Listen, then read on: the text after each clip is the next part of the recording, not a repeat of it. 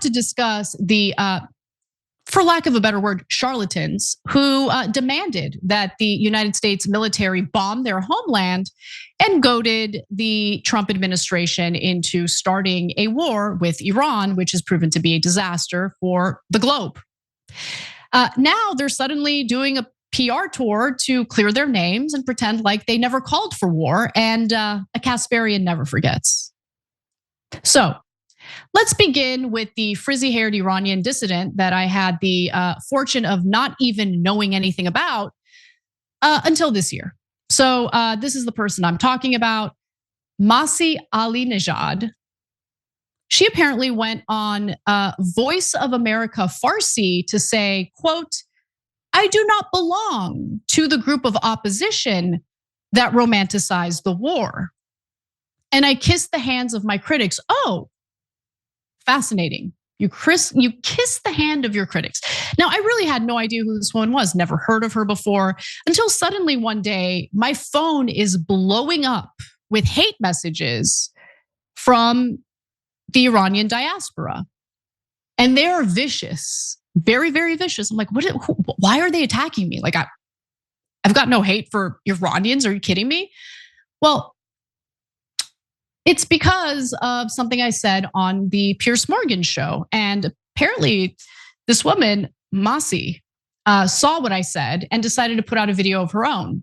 And I think it's important to watch this video because it gives you a sense of what she was demanding that she now claims she never romanticized, she never wanted. Let's take a look. Okay, but regime change should not be spurred by the United States and Israel, which wants to install. You don't hate the regime in Iran. You don't hate the Islamic Republic. You hate us. You hate every single woman who get beaten up, who go to prison, who get lashes for the crime of just simply dressing like you. You hate us because you give misinformation to international community right now. Absolutely darkness in Iran because of the internet shutdown. Iranians have no voices, but you go on Iran, on Iran talking everywhere to international media and giving wrong information. I've never gone on Iran media. I don't know what she's talking about there. That was Piers Morgan. I believe he's based in the United States these days, or the UK. But either way, I mean, obviously very triggered by me saying that the United States should not militarily pursue regime change in Iran, which could only mean one thing.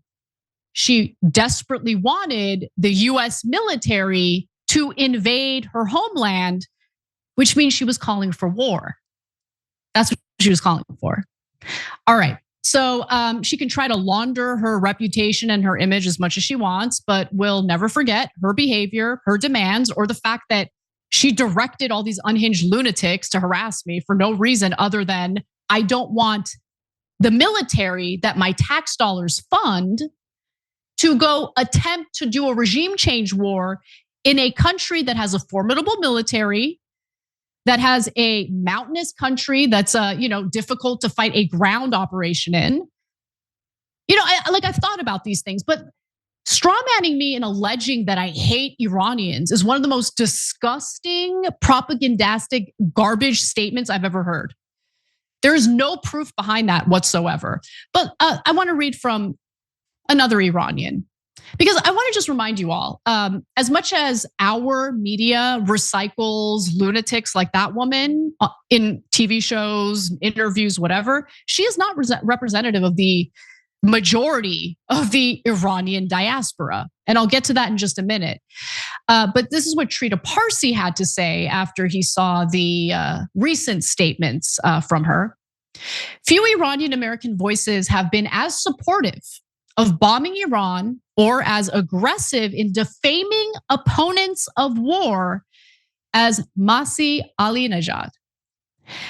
But now that it's clear that the war has been a disaster, she predictably backtracks and tries to portray herself as a victim. But her contemptible role will not be forgotten. Kasperians never forget. Parsis never forget. I love it. She betrayed two people here, the Iranian people whose blood is on her hands, and the American people whose military she treated as her private mercenary army. I love Trita so much. She is absolutely right. Co-founder of the Quincy Institute for Responsible Statecraft. Now, what's particularly disgusting is how corporate and legacy media in the United States, used her specifically over and over again as the representation of how the entire Iranian diaspora felt about US intervention in Iran. They all want it, they're all demanding it, right? But no, nothing could be further from the truth. Now, before the war started, there was a near even split among the Iranian diaspora in regard to war with Iran.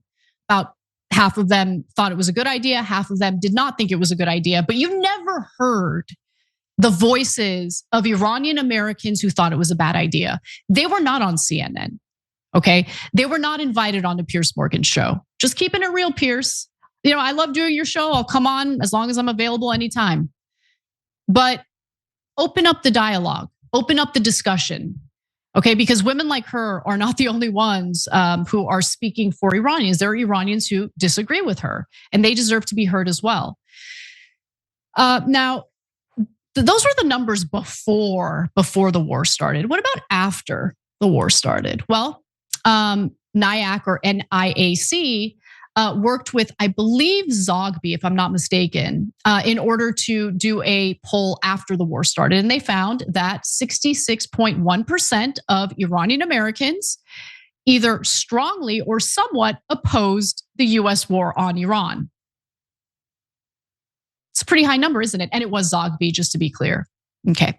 Now, what American media also fails to disclose is that Masih Alinejad is a US government operative. She is paid by the United States government. It's never disclosed, never disclosed. But I did a little bit of digging. And back in 2020, Eli Clifton from Responsible Statecraft did a fantastic job carefully disclosing what our media refused to do. So let's take a look at this. So this is the name of the piece that he published. I highly recommend you read the whole thing. It's titled US Media Outlets Failed to Disclose US Government Ties of Iranian Journalist Echoing Trump Talking Points. Remember, this is in January of 2020. This is before, the COVID pandemic really popped off. So just imagine like where we were as a country back then. So she apparently works as an anchor, writer, reporter for Voice of America Persian Service, a US government-owned television network broadcasting to Iranians, according to a publicly available description of her federal contract reviewed by Responsible Statecraft. Gee, if she is actually an operative of a government, including our own government, especially when she's pretending to speak on behalf of the Iranian people, maybe our media needs to disclose that information, no? She received more than $305,000 in contracts for her work at Voice of America Persia between May of 2015 and September of 2019. Now on Twitter or X, she describes herself on her profile as an Iranian journalist and activist, but she makes no mention of her work with the US government in manufacturing consent for the war that we're currently involved in. Now, she's not the only member of the Iranian diaspora who has proven to be a charlatan. Let's go to our next one. And the person I'm talking about here, of course, is Reza Pahlavi. So in early April, a clip from an interview featuring exiled Crown Prince Reza Pahlavi caught my attention. So for the audio audience, I promise you I will read what he says verbatim after the video. So let's take a look first. Non, d'abord, je dirais que nous n'avons jamais cherché des interventions militaires dans notre pays. Mais n'oublions pas que c'est ce régime qui est responsable d'avoir amené notre pays au point où on a dû subir des attaques de la part des Israéliens et des Américains dans ce conflit. I'd say we never sought military intervention in our country. That's what Reza Pahlavi said with a straight face. I'd say we never sought military intervention in our country, but let's not forget this regime brought our country to the point where we had to endure attacks from the Israelis and Americans. What? You think we're dumb? He thinks we're dumb. These people think we're dumb. It was like yesterday. You were doing press conferences and interviews and like social media videos calling for war. That's what you were doing. I will be the interim leader, dictator. I will foster democracy, even though I haven't lived in Iran for like 48 years. Who even are you, bro? Like, you know nothing about Iran. You haven't lived there in decades. What are you talking about? But he saw an opportunity to essentially be installed as the leader of Iran. And did he call for war? Yeah, he did call for war. He's a liar, to say the least. So here's an interview he did with Maria Bartiromo on Fox Business back in January. I want to get your take on these threats from the Iranian Khomeini regime, saying that they will target U.S. military bases in the Middle East should the Trump administration get involved here. Are you expecting the administration, do you want to see the administration go into Iran and take out Khomeini? And what about the threats that they will hit back at our military installations in the Middle East? Look, the people of Iran have responded and reacted positively to a promise of intervention by the president and his administration, that if the regime turns their gun and continue massacring its own people, that will not remain unanswered. That's the ask on the ground. We need to make sure that this time the Iranian people are successful. That kind of assistance will go a long way in letting the Iranian people prevail in this war that we have against this regime. And we need to cut the snake's head off for good, so it can no longer be a threat to Iranian interest, to American interest, to regional interest. And the only solution is to make sure that this regime goes down for good. Oh, you're speaking on behalf of the Iranian people. The Iranian people were begging to be bombed. Is that what they were asking for? That's what he said in January. And then just a few weeks ago, he says, I'd say we never sought military intervention in our country, but let's not forget this regime brought our country to the point where we had to endure attacks from the Israelis and Americans. Total clown show. Clown. And look, who can blame the brother, right? I mean, hasn't earned a thing in his life, living the good life here in the United States. I think he's in the East Coast somewhere. Who knows? Who cares? And, he finally had an opportunity to be something. And he talks about it in this next clip. The Iranian people have called on me to lead the transition after the regime is gone. I have accepted that responsibility. Did you? Did they? What a clown. Now, later in that same interview I showed you earlier, where he claims they never wanted military intervention, he also said this: the rest is up to the Iranians. When will the Iranian people rise up? Everyone is asking. This piece of crap took a huge role in getting his homeland bombed, in getting an elementary school full of little girls bombed, double tapped actually. 175 people killed. Of those 175, 168 children, elementary aged children. Scum of the earth. That's what he is. He's scum. Are they liberated? Are those little girls liberated? I'm just wondering what Reza Pahlavi has to say about that.